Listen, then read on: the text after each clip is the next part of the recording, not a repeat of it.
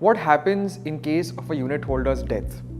There's a process in place called transmission. If there are multiple holders, when the first holder passes away, units can be transferred to the second holder, and in case of a single unit holder's demise, the units can be transmitted to the nominee or legal heir.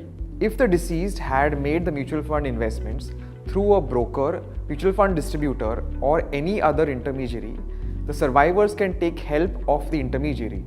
And what happens when the survivors have no idea about the investments of the deceased?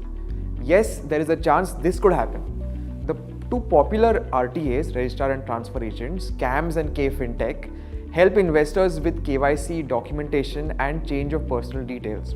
So to start the transmission process, survivors first need the details of all of the investments of the deceased, and to obtain that they have to have access to the deceased's email or phone number, because at multiple occasions OTPs are sent to the registered email address or phone number.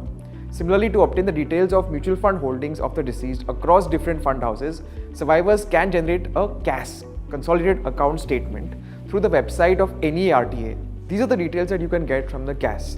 Number 1, list of all mutual fund investments with the fund and scheme name. Number 2, folio numbers of each investment.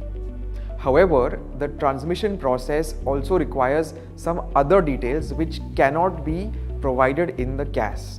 For example, the names of primary holder, joint holder, and nominee for each investment. Number 2, details of the bank account linked to each investment. In case the survivors or joint holders are not aware of these details, they will have to put in some additional efforts. Using the deceased's PAN card number and access to their email address or mobile, the survivor will have to individually visit the websites of each fund house in which the investments have been made and procure these details. The next step is to visit the CAMS or KFintech website and download the necessary forms from the transmission section. Then the survivors need to prepare a file of all the filled forms and supporting documents for each fund house.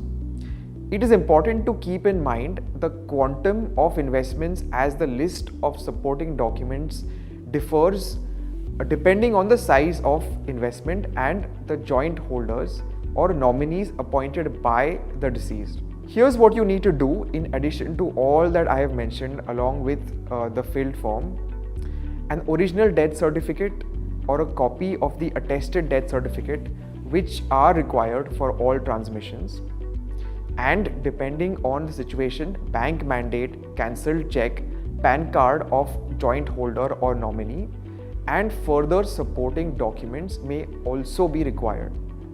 After preparing a separate document of transmission form and supporting documents for each fund house, the survivors must submit it to the nearest CAMS or KFintech service center.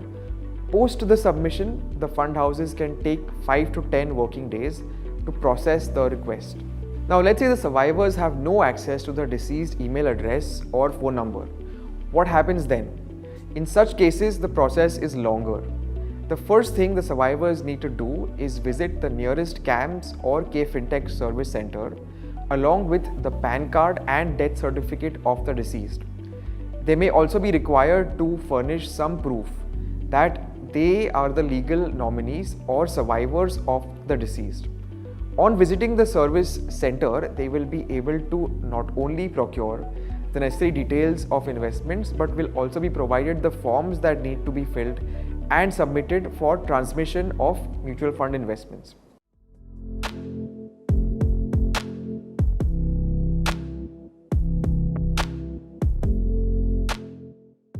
Mutual fund investments are subject to market risks. Read all scheme-related documents carefully.